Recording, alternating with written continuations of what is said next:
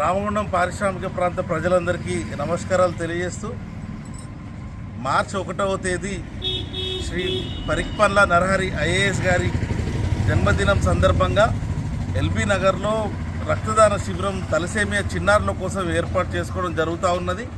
అలాగే retired army వారికి ఘనంగా సన్మానం చేసుకోవడం జరుగుతూ ఉన్నది. ఈ సందర్భంగా పెద్ద ఎత్తున యువత ప్రజలందరూ కూడా ఈ కార్యక్రమంలో పాల్గొనాలని ఈ సందర్భంగా కోరుకుంటూ, నరహరి గారు ఐఏఎస్గా 26 సంవత్సరాలుగా ఎన్నో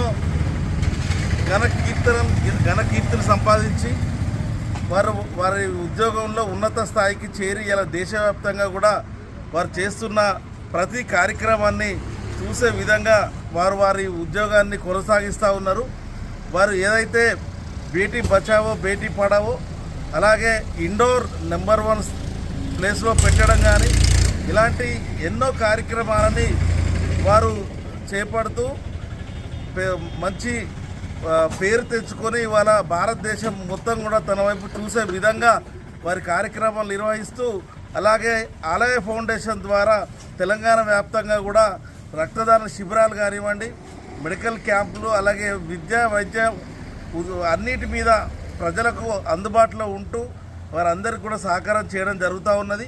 ఈ సందర్భంగా మనందరం కూడా వారి పుట్టినరోజుని ఘనంగా నిర్వహించుకోవాల్సిన అవసరం ఉన్నది.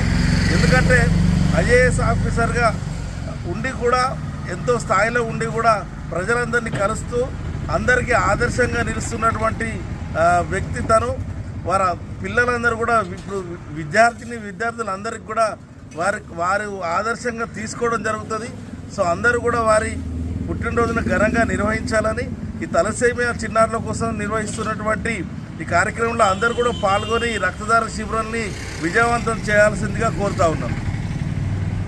Thank you.